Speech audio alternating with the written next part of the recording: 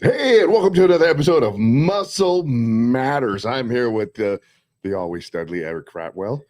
Eric, you had a question for me. I do, Steve. It's questions I've been pondering for a little while, but I've always known you as Batman, and I just wanted to know the origin story of that. I wish it was a cool story. I've heard more people make up rumors on why it happened. My true friends will tell you. I thought you were fighting crimes behind the bars. No, I wish it was something that cool. So, I'm old as dirt. So this is when Michael Keaton's Batman movie came out. All right. Now I was the pup, and being the youngster, when you were the young one, you had to go sit in situations in the bar that nobody else wanted to be in. So they used to have a box in the middle of the dance floor. Oh man! So I had to stand on the box in the middle of the dance floor. So apparently I was, and it was winter.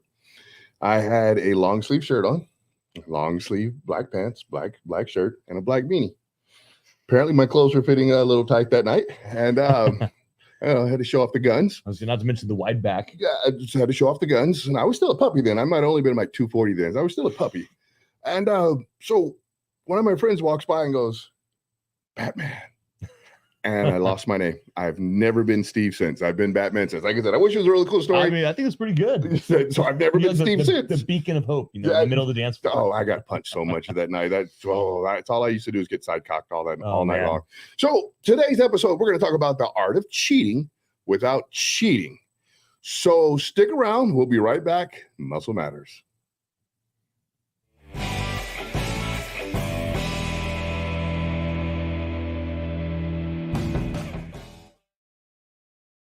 Yes.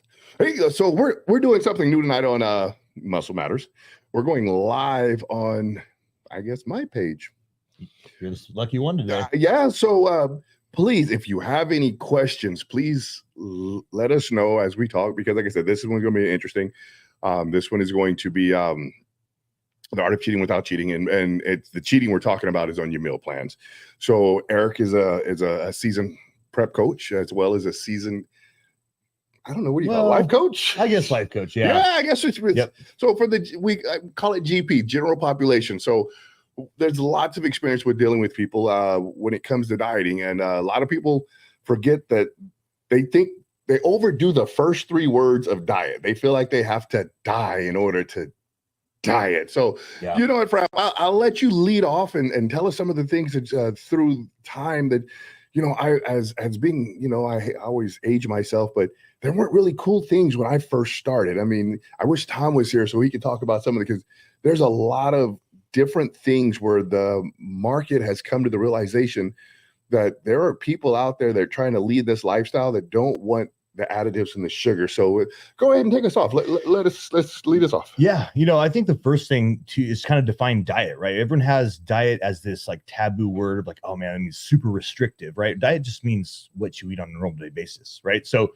you could diet and just eat McDonald's whenever you feel like. That could just be your diet. CT Fletcher did it. Yep. But, kind of putting it in context, dieting, let's say you have a goal and you are following a structured plan to reach that goal, right? Now, obviously your goal is going to be reached faster if you can follow that 100%, but it's unfeasible for most people. Especially, people like to come in and they feel like they just got to jump right in the deep end. Oh yeah. No, they want to go. I'm going to start right here. I saw such and such doing this diet where they just eat raw eggs and fish all day long. That's what I'm going to do. Yeah, I'm going to do it. And actually, that's a great place to start, right? I mean, I think the biggest problem is most people do try to do it. They try to make a 180. So if they go from eating with no structure, eating whatever they want, to eating a fully structured meal plan with very restrictive foods, it's unlikely they're going to be able to continue on with that. And a lot of people forget that food, you think heroin's addictive. Oh, yeah. Food is addictive. I remember being on the Stairmaster back in the day at 24-Hour Fitness. We were surrounded by Popeyes, Taco Bell, and McDonald's. And I would be on that Stairmaster wanting to cry, because any other time of the year, you will never be able to smell that food. But until you're like into week 11 of a complete ketosis diet, and you have used all your excess glycogen, you can smell the food. Oh, and the window. It's bad. I mean, especially like on a really restrictive diet, like a prep diet or something. Yes. You scroll just looking at food. I mean, there's a reason they call it food porn, because you're just getting off on the foods you think you're going to eat when you're done with your show. Yes. I ordered so much crap food in the month prior to my show. I didn't even eat half of it after. But yeah, it was bad. Yeah, I mean, you sit there. It seemed like every commercial is a food commercial. Oh man, yeah, and you can smell the food through the phone. You're just like, can't wait to eat that brownie batter, whatever it is. I remember one of my shows. I got smart towards the last couple shows, and I got a notebook, and I started writing down places where I wanted to go eat. Oh yeah, I'm gonna go eat here. I'm gonna go eat here. Yep. I'm gonna go eat here. And it just had this big long list. And I remember I got done with one of the shows, and I had like probably 7 pages of just places I was going to go eat. And for the next 2 weeks, I ate peanut butter and jelly sandwiches. Yep. I don't know what it was. I had a peanut butter and jelly sandwich, and I was like, that's it. Good enough. All day long, peanut butter and jelly. Oh, peanut butter and jellies are great. When we'll start with we'll go bodybuilding, and then we'll work our way back to GP. Yeah. It's a lot of the guys out there, it's competitive season. So everybody's out there getting ready for shows. This is the time of the year. I mean, why have a 6-pack in winter? So actually, Steve, I want to pause you. Let's answer your question. So John, you've asked, what should you eat to lose weight but you're diabetic? Now, the trick to that, and I'll let you jump back into it. The trick to that, to being diabetic, is you can't go long times without a meal, because you have to watch your glucose levels, and you can't do anything to ketosis. You don't want to go ketosis, so you have to have something in there. So I guess the biggest trick is I would just simply say eat clean. Like, just start off eating clean. There's no, you will be shocked. Like, I had a guy the other day, we were talking, and he's borderline kidney disease. And we were talking about different foods he can eat, and he was eating a lot of processed foods. And he was like, I'm eating fruits and vegetables. I go, yeah, it's processed. It's horrible for the kidneys.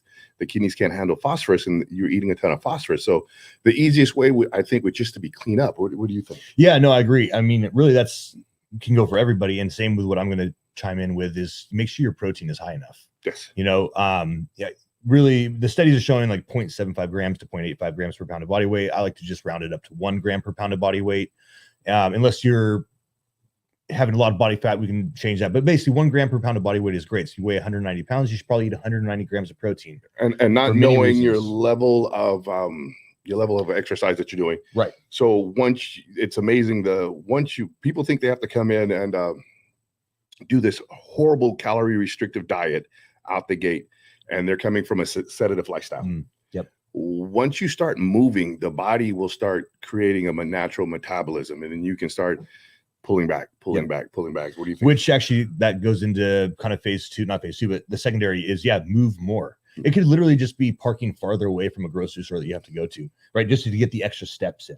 They're doing a lot of studies recently just showing about how steps, I'm a big fan of Stan Efferton. Oh yeah, love it. He does 10-minute walks. Yes. I have a spin bike, and the last time I got down to serious abs, I was doing 10 minutes after every meal. I'd just sit on the spin bike for 10 minutes. Oh yeah, I think it's wonderful. So his thing is doing a 10-minute walk either prior or post meals. Prior can help basically lower the glycemic response from the meal, and then also kind of stimulate appetite if you need to eat. Doing it vice versa can help you kind of move that food so you don't feel bloated, and also then makes you actually it'll helps lower the insulin response or the glucose response. But anyway, it just gives you more steps, more activity, so your thermic effect from all that activity is going to be higher. Metabolic rate stuff, and just make sure you space out your carbs the day. With you being diabetic, I would, for a person that's diabetic, I do not recommend any sort of ketosis dieting. Yeah, so you have to eat enough carbs to manage your blood sugar, but after that, basically just going to diet the same way anyone else would. That's manage your blood sugar. Yep. So we're going to get back onto what we're talking about. So in bodybuilding, I tell people there's only so many ways you can cut up fish and broccoli. Let's just face it. At the end of the day, that's what we're down to. We're down to fish and broccoli. So when you get down to that type of thing, and you can, like I said, you can smell Taco Bell through the walls. I mean, brick building. There's Taco Bell. I can smell it. What are some of the things that because your generation got all the cool stuff. Yeah, we did. All the 0 calorie. Yes. What are some of the things that you recommend to your clients? Honestly, I kind of go basic first, right? So one, I say you need to make sure you're hydrated, right? A lot of times you can also get a false sense of appetite. Salt. Yep. So salt and water, and that's literally, or, Pedialyte, whatever you want. Something that has electrolytes in it, specifically sodium. But yeah, salt and water, drink 12 ounces of water, add a little bit of salt in there, wait 10, 15 minutes. You probably aren't going to be hungry unless you really are hungry. And then we can talk about what's next, but fats are low. Yeah. Fats are low. You're typically going to be hungry. So protein, go back to the protein real quick. Protein keeps you very satiated, which is one of the many reasons why you should be taking in more protein, especially when you're dieting down. Also to preserve lean muscle tissue, because really there's no point in losing weight if you're just losing muscle. It's because the first thing the body's going to eat. Yep. And it's very counterproductive to really health and physique, which are really the two reasons why you're dieting in the first place.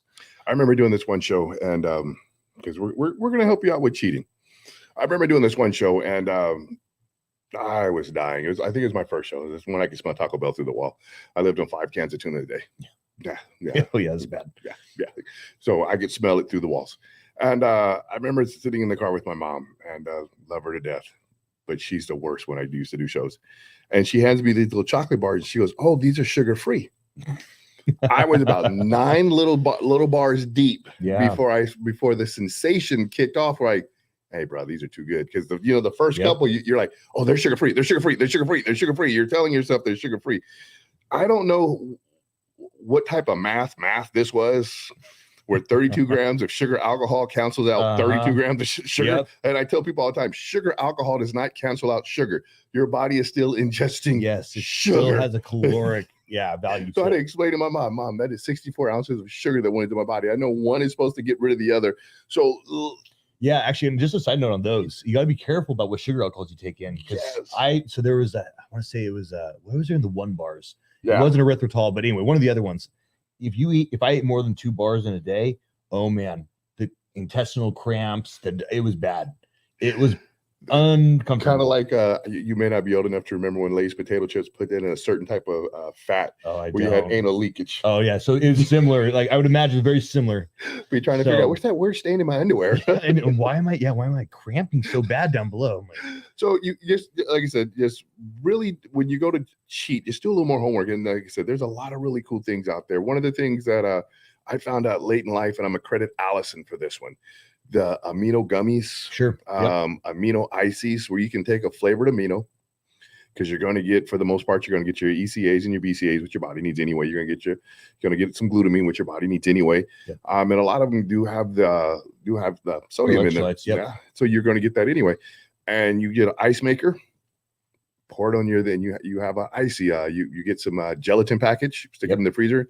Now you have gummies, and it's actually Jello, sugar-free Jello is a great option. Yes. So that way you get a little bit of substance, but like you eat a whole pan of that thing. And like my coaches told me, go eat a head of lettuce and shut up. Yeah, you can do that too. But. That was the old school. Like we weren't giving an offer. I was like, hey, I'm hungry. You can eat all the lettuce you want. I don't want to eat lettuce. Do it for me. So I mean, kind of along the same lines is a lot of the Crystal Light packets. Yes. Actually, I found some that were like it was like a strawberry sun kiss, and you have to be careful on those. You do, because there are some that you think is a Crystal Light, and when you flip the package over, there's so you have to be you do have to be careful, and then also be careful because some have caffeine in them now. So I always get my cravings at night. So that's when I'm chugging all these 0-calorie drinks and whatever else. And so if you get the caffeinated ones, you're probably not going to sleep. I've come up with, and it's not for anybody on prep, so don't think you're on prep, you're going to be able to get away with this.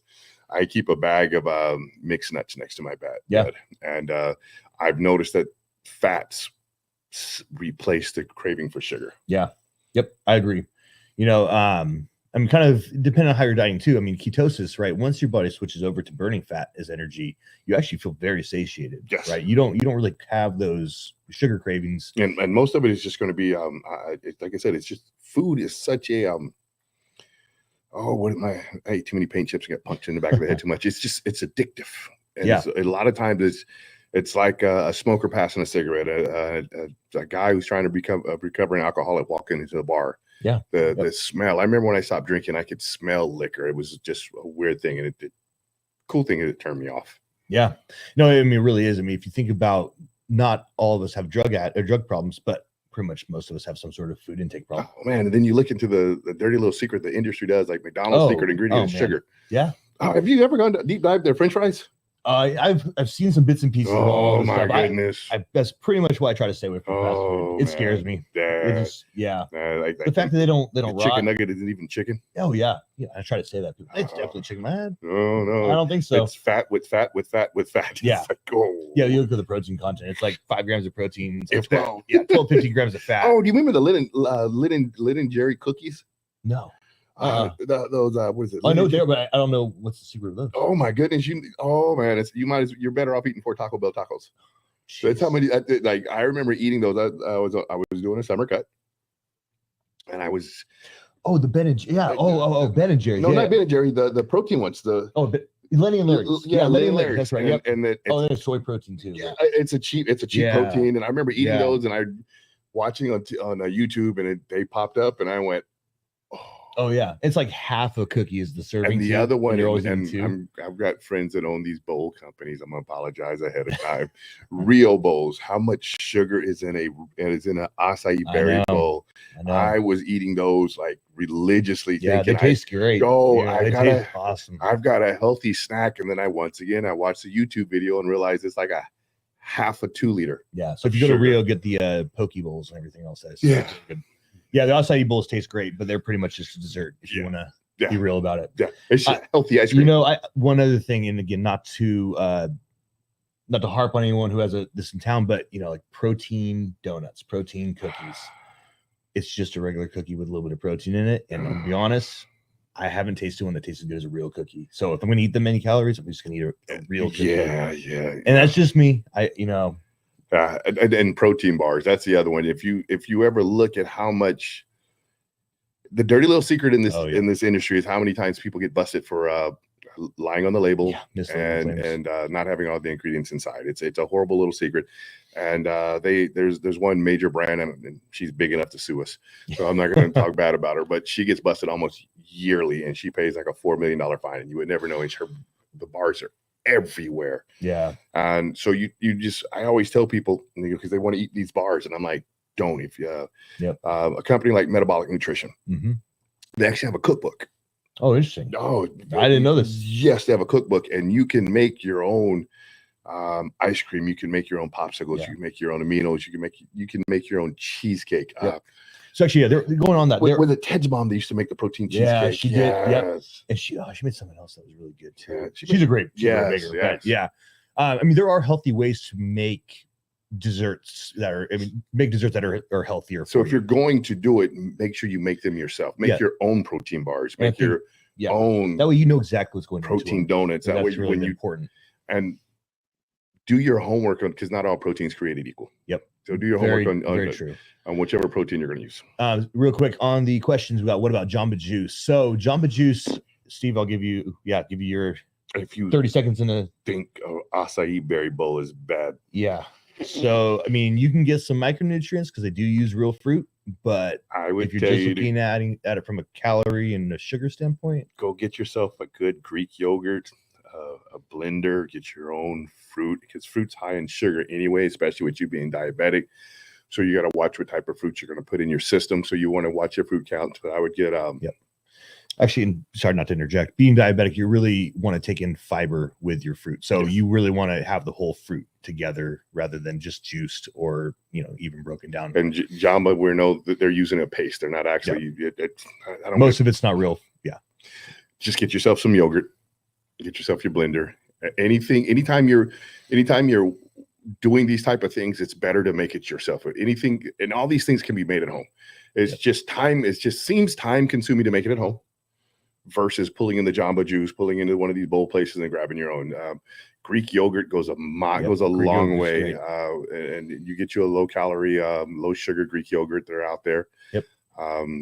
Oikos 000. That's my favorite. Yes, that's. Keep that in the refrigerator at all times, and it's great for the gut because it actually has some sort of not a lot, but it has some sort of probiotic health.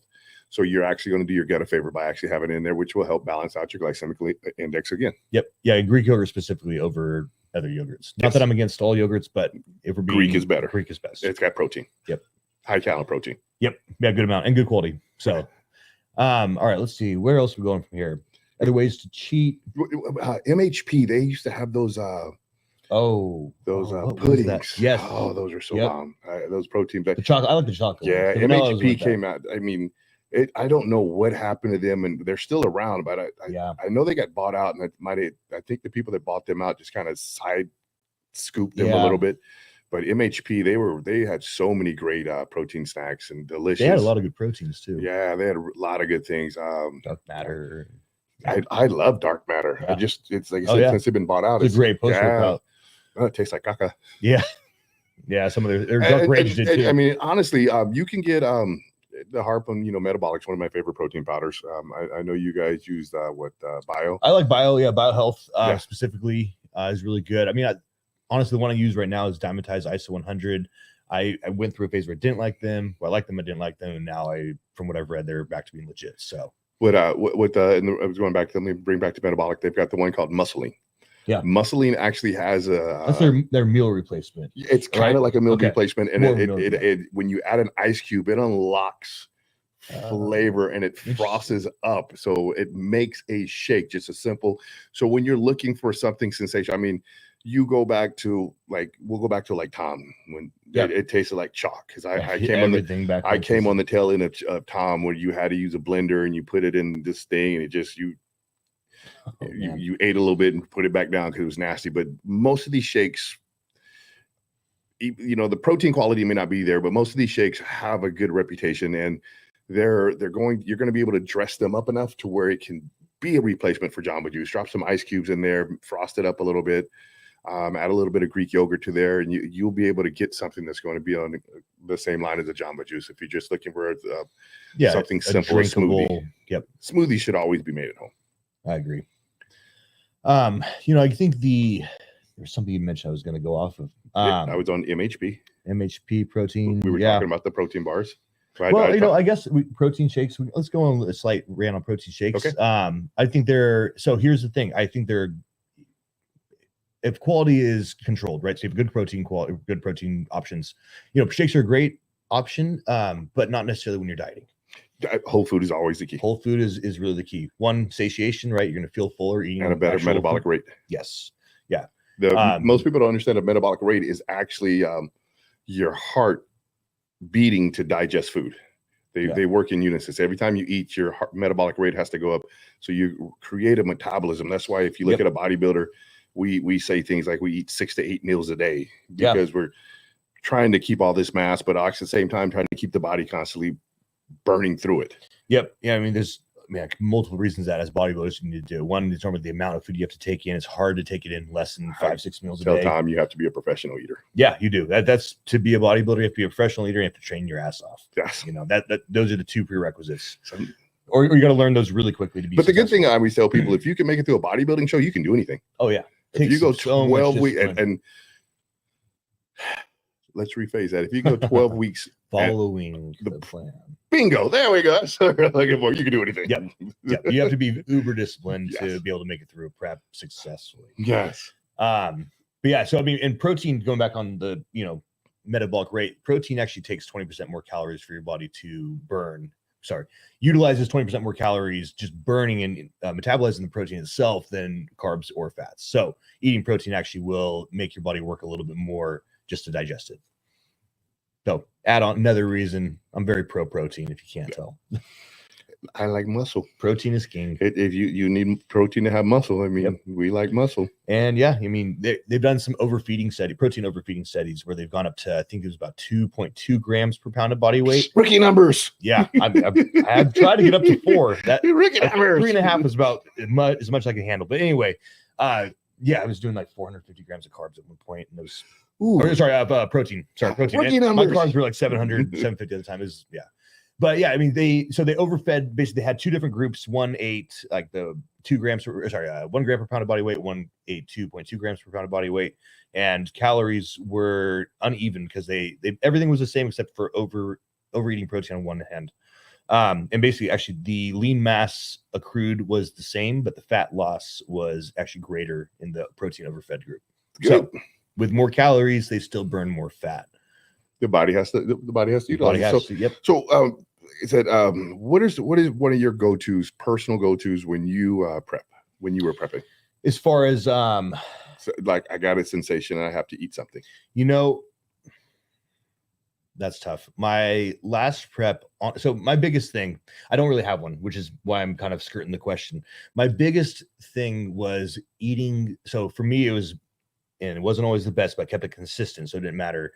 Was I would marinate my chicken in this marinade that I was like obsessed with, right? It was like Korean barbecue marinade. Like, yeah, it had some sugar, but like I said, I kept it consistent. So all the other changes that my coach was doing, that never changed. And I want to interject something real quick. I want to jump on it real quick.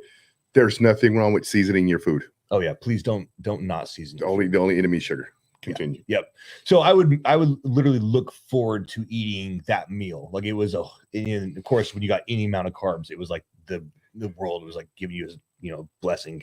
Leave me alone while I'm eating my green apple. Don't come within 100 yards of me while I've got a green apple in my hand. Yeah, I will say though, and it I think we talked about this very briefly last week or 2 weeks ago. So like I said earlier, my cravings are always at night. Like I literally, even to this day, I can go all day. Well, it's night times. You go home, you sit down, you relax. You're in your peace. You're in your comfort zone. Yep. You've got on you're doing something to distract yourself, and your brain goes, you got Oreos in the cabinet, right? It would be good right now. Eating while you did this. The baby has some candy bars. It was Halloween last week. She doesn't eat all that candy. She ate plenty. But yeah, I mean, I think, and also I think just growing up, it was always like dessert was after dinner. So I think I just, got used to having sweets after my dinner. So anyway, whatever the case is, that's how my body works. I crave stuff at night. But what I would do is I would save a little of my carbs. So even if my coach said, hey, no carbs out of meal 6, I would say, okay, I'll take these carbs out of meal 2 where I don't really care to have them, or I don't need to. And I'm going to move them to meal 6. Right. So adjusting the diet. So you're not cheating per se. You're kind of cheating what's written, but in the end, you're not cheating. And what's always amazing to me is you hear so many people talking about, don't eat after the sunlight goes down. Don't eat carbs at this time. Blah, blah, blah. It's the body. There's no the body doesn't. Oh, the sun went down. I don't need food. The body doesn't change at all. The metabolic rate doesn't change at all. No, that's right. And there is some very little, and I don't do this for myself. So there's optimal, there's great, and then there's good enough, right? If you're talking optimal, sure, you should probably not eat within 2 hours prior to going to bed. Something about I used to wake up and eat. Yeah, and they say now, like Stan Efferding was the one who's like, you're wasting, basically you're stepping over dollars to pick up pennies, right? Anyway. So don't ideally do that either, but sometimes you got to do what you got to do. And we're talking GP. I mean, if you shouldn't be concerned about meal timing or food timing, because unfortunately in the bodybuilding world, we're so obsessed with muscle. Oh yeah. But if you wake up semi with the stomach growling, you're like, oh, I'm losing muscle, and you got to go put some food in your mouth. I used to keep a shake next to the bed because I didn't want to go upstairs and microwave. Didn't want to go upstairs and microwave something. I had shaking some oats right there so I could drink it down and go back to bed. Yeah, and that's the difference between bodybuilding really and just general population, or just how I'm living my life now is like bodybuilding. You try to optimize every single waking moment. Detail that you can to gain muscle or to preserve muscle. There is no we in food. Yep. So, but as general population, like really, you're again, as Stanford would say, you're stepping over dollars to pick up pennies. Yes. Do the big important things that will give you the 80-20 rule, right? Do 20%, do 80% of the things that give you, do 20% of the things that give you 80% of the results. Don't worry about doing the 80% of the things that give you only 20% of the results. Stan's one of the biggest ones that I like, that he's like, don't give up sleep for cardio. Oh yeah. And we confuse effort over sleep. Yeah. When the value is sleep, food, effort. Yeah, I agree. Yes. And that was never prioritized or talked to me until really, I think Stan was the one who opened my eyes to it. I would get your butt up and crack it on, and you get up, and I would wake up, pop some sort of fat burner, lay back down, wait for it to kick in. When it kicked in, it's time to go. Yep. That's what we would do. Yeah. Alarm clock would go off at 6 or 5:30, whatever it was. You pop the pill. You go back to sleep till the snooze button hits, and hopefully that caffeine kicks in. Yes, and it was time to go to the races. Yep. But yeah, so you got to prioritize sleep. I think this is kind of going off topic a little bit, but really important to something to push home. Is and if your sleep is optimal, the cravings actually go down. Oh, 100%. Because now your body doesn't have built up cortisol. Yep. It's actually getting a chance to get rid of the cortisol. It's actually getting a chance to repair, and it's actually getting a chance to build up its glycogen storage as you rest. Yeah. And I mean, talk about even going bodybuilding for a little bit, but if you're trying to maximize gains, I mean, this, right? You don't build muscle in the gym. You break it down, you stimulate growth, but you have to recover. And Sean Ray was the first one that put that in my head. What do kids do? Kids nap all day and they grow all day. Yeah. Sean, Sean was, I remember sitting down and having lunch with him long time ago. It was dinner actually. And I was the pup and I was asking questions. And he's like, oh, as soon as you get done with the gym, eat some food, take a 30-minute power nap. Yeah. I'm like, I don't got time to take a 30-minute power nap. I got to work. Yep. But it's really, that's when your best way. I mean, if you're young and you don't have the built-in responsibilities and you're into this sport, eat some food and take a power nap after you get done working out. Yeah. For most people, if you have the chance to take a nap, 20, 30 minutes, I mean, if you got to practice a little bit, but once you can do that, it really is a big game changer. Yes. Well, we'll cut this one short. Oh, right on time. We're right at that 30-minute walk mark. We try to keep it 30-minute walk mark. If you come across this video and you have any questions and you have any things that you would like for us to discuss or talk, please leave some comments under the bottom, because we're open and we're hoping that by putting it on one of our personal Instagram pages, that now we'll get a little more activity versus when it was on the 511 page. Nothing, it was a great page, but our audience is a little different from their audience. So we're hoping to gain more questions, more feedback, things you want to hear us talk about. We still haven't done part 2 of the evolution of bodybuilding. So we still need to come back to that one. Anything you want to say on the way out the door? No, I think I want to hit home on that, is that we'd love to hear what you guys want us to talk about. Steve and I have lots of different, knowledge and experiences that we can pull from, and we'd love to be helping answer any questions you guys might have. Yeah. Well, once again, this has been Muscle Matters. See you next Thank you week. very much.